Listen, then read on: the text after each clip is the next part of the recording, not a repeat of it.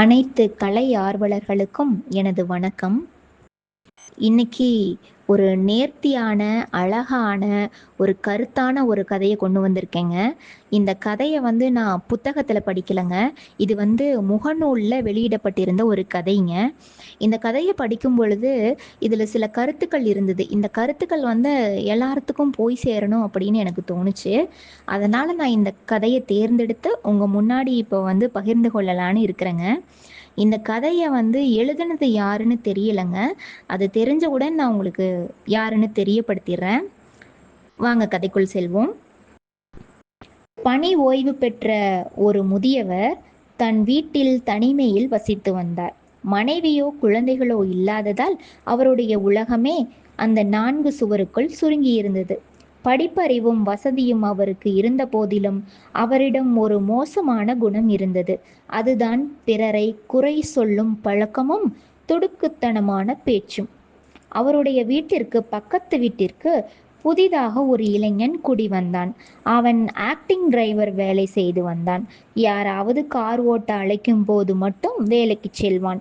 மற்ற நேரங்களில் வீட்டிலேயே இருப்பான். அவனது வேலை நேரங்கள் நிலையாக இருக்கவில்லை.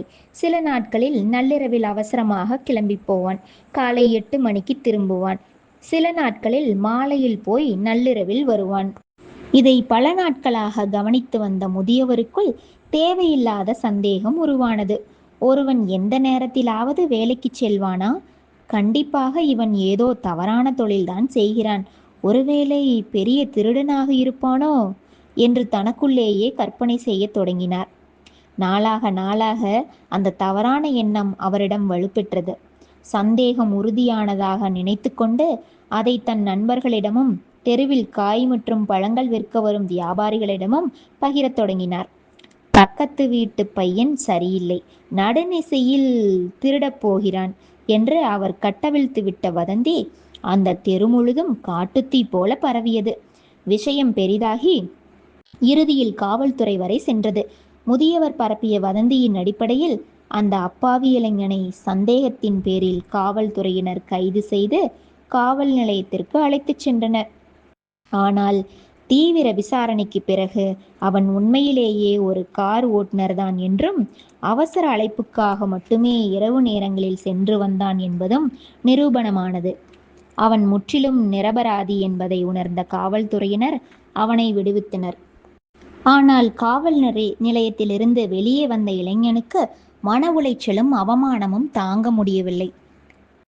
நான் எந்த தப்பும் செய்யலையே, என்னை போய் திருடன்னு சொல்லிட்டாங்க, கைது பண்ண வச்சுட்டாங்களே, இந்த ஊர்ல இனி நான் எப்படி தலைநிமிர்ந்து நடப்பேன் என்று ஆற்றாமையோடும் கோபத்தோடும் அழுதான். இதற்கு முழு காரணமான பக்கத்து வீட்டு முதியவர் மீது மான நஷ்ட வழக்கு தொடுத்தான். வழக்கு நீதிமன்றத்திற்கு விசாரணைக்கு வந்தது. நீதிபதி முதியவரை பார்த்து, ஏன் இப்படி ஒரு இளைஞனின் வாழ்க்கையில் வதந்தியை பரப்பினீர்கள் என்று கேட்டார். அதற்கு அந்த முதியவர் அலட்சியமாக, ஐயா, நான் கை நீட்டி யாரையும் அடிக்கவில்லை, கத்தியால் யாரையும் காயப்படுத்தவும் இல்லை. சும்மா வாய் வார்த்தையாக என் சந்தேகத்தை தான் சொன்னேன், அவ்வளவுதானே என்று தன் தப்பை உணராமல் வீம்பாக பேசினார். அதன்பின் இளைஞன் எழுந்து தன் தரப்பு நியாயத்தை கூறினான். ஐயா, நான் வியர்வை சிந்தி நேர்மையாக உழைப்பவன். ஆனால் இவர் பரப்பிய ஒரு பொய்யான வதந்தியால் என் மானமே போய்விட்டது. காவல்துறையின் அலைக்கழிப்பும் சமுதாயத்தில் எனக்கு ஏற்பட்ட அவமானமும் என்னை ஆழமாக மன உளைச்சலுக்கு ஆளாக்கியுள்ளது என்று கண்ணீருடன் முறையிட்டான். நீதிபதிக்கு இளைஞனின் வேதனையும் புரிந்தது, முதியவரின் நடாவடியான வீம்பும் புரிந்தது.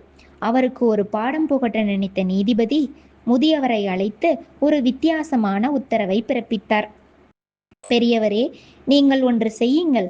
உங்கள் பக்கத்து வீட்டு இளைஞனை பற்றி என்னென்ன வதந்திகளை பரப்பினீர்களோ அவை அனைத்தையும் ஒரு காகிதத்தில் எழுதுங்கள்.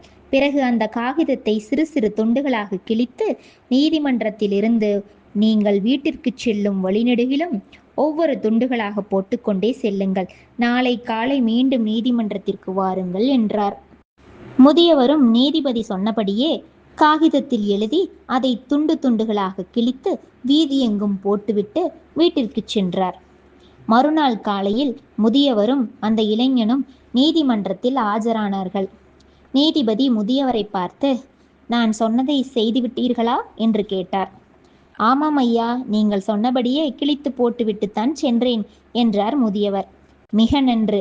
இப்போது உடனே சென்று நேற்று வழியெங்கும் நீங்கள் வீசியிருந்த காகித துண்டுகள் அனைத்தையும் ஒன்றுவிடாமல் சேகரித்து கொண்டு வாருங்கள்.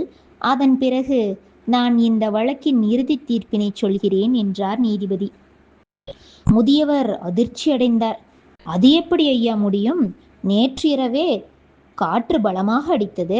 அந்த காகித துண்டுகள் எல்லாம் காற்றில் பறந்து எங்கெங்கோ சிதறியிருக்கும். அதை எப்படி போய் மீண்டும் கண்டுபிடிக்க முடியும்? அது சாத்தியமே இல்லாத ஒன்று என்றார். அப்போது நீதிபதி புன்னகையுடன், உண்மைதான் பெரியவரே, உங்களால் வீசி எறிந்த காகித துண்டுகளை கூட மீண்டும் சேகரிக்க முடியாத போது உங்கள் வாயிலிருந்து புறப்பட்ட வார்த்தைகளை மட்டும் எப்படி திரும்ப பெற முடியும் என்று கேட்டார். நீதிபதி தொடர்ந்து கம்பீரமான குரலில் கூறினார், நாம் பேசும் வார்த்தைகள் காற்றில் வீசப்படும் காகித துண்டுகளைப் போன்றவை. ஒருமுறை வாயிலிருந்து வெளிப்பட்டுவிட்டால் அதை மீண்டும் பெறவே முடியாது. வார்த்தைகள் ஒரு மனிதனின் வாழ்க்கையையே சீரழிக்கும் ஆற்றல் கொண்டவை. நம் வாய்க்கு நாம் தான் எஜமானனாக இருக்க வேண்டும். அப்போதுதான் நாம் சொல்லும் வார்த்தைகளுக்கு நாம் அடிமைகளாக மாறாமல் இருப்போம். நீதிபதி இளைஞனின் பக்கம் திரும்பி, வதந்தி என்பது ஒரு திருடனை விடவும் மிகவும் மோசமானது. ஏனென்றால் ஒரு திருடன் உன்னிடம் இருக்கும் பணத்தையோ அல்லது பொருட்களையோ மட்டும்தான் திருடுவான். ஆனால் வதந்தி என்பது ஒரு மனிதனின் மதிப்பு, மரியாதை, கண்ணியம், நல்ல குணம் என அனைத்தையும் திருடிவிடுகிறது. அதை அந்த மனிதருக்கு யாராலும் திரும்பத் தர முடியாது என்று கூறி முதியவருக்கு கடுமையான அபராதமும் இளைஞனுக்கு உரிய நஷ்டஈடும் வழங்கி தீர்ப்பளித்தார். முதியவர் தன் தவறை உணர்ந்து தலைகுனிந்தார். இந்த கதையினுடைய நீதி என்னன்னு உங்களுக்கே புரியுங்க. சிந்திக்காமல் பேசும் வார்த்தைகளும் ஆதாரமில்லாமல் புறப்படப்படும் வதந்திகளும் ஒரு அப்பாவி மனிதனின் வாழ்க்கையையே அழித்துவிடும். வார்த்தைகளை கொட்டும் முன் யோசியுங்கள். ஏனெனில் காயப்படுத்திய வார்த்தைகளை ஒருபோதும் திரும்ப பெற முடியாது. இதையத்தாங்க நம்ம ஐயன் வள்ளுவர் சொல்லியிருக்கிறாரு. தீயினார் சுட்ட புண் உள்ளாரும் ஆறாதே, நாவினால் சுட்டவடு. இப்போ தீயினால சுட்ட ஒரு புண்ணு கூட ஆறிருங்க. ஆனா நம்ம வாயால பேசி ஒருத்தரை காயப்படுத்துறோம் அப்படின்னா அது என்னைக்குமே ஆறாத ஒரு காயமாகவே இருக்கும் அப்படின்னு சொல்லியிருக்கிறாருங்க. ஆகையால ஒருத்தரை நாம குறை சொல்றோம் அப்படின்னா அதுக்கு முன்னாடி அந்த குறை, அவங்கள சொல்ற குறை நம்மக்கிட்ட இருக்குதா இல்லையான்னு ஒரு முறை யோசிச்சு பார்த்தாவே போதுங்க. அந்த குறை குறை அப்படிங்கிறது எல்லோரிடத்திலும் இருக்கக்கூடிய ஒன்று தான். அதை நம்ம சுட்டி காட்டுறதுக்கு முன்னாடி நமக்கு அந்த குறை இல்லையா அப்படிங்கிறத பலமுறை யோசிச்சு பலமுறை ஆராய்ந்து பார்க்கணுங்க. அதுக்கப்புறம் மற்றவங்களை குறை சொல்லலாம். குறை சொல்றது அப்படிங்கிறது கூடவே கூடாத ஒரு விஷயங்க. இதை நாம கண்டிப்பா தவிர்த்து கொள்ள வேண்டும். இந்த கதை மூலயமா நமக்கு கிடைச்ச கருத்து இதுதாங்க. இந்த கருத்தை நம்ம கண்டிப்பா எல்லாரும் உள்வாங்கிக்கணும். குறை சொல்ற பழக்கம் இருக்கிறவங்களா இருந்தா கண்டிப்பா இந்த கதையை கேட்ட பின்னாடி அந்த குறை சொல்லும் பழக்கத்தை கொஞ்சம் குறைச்சிக்கோங்க.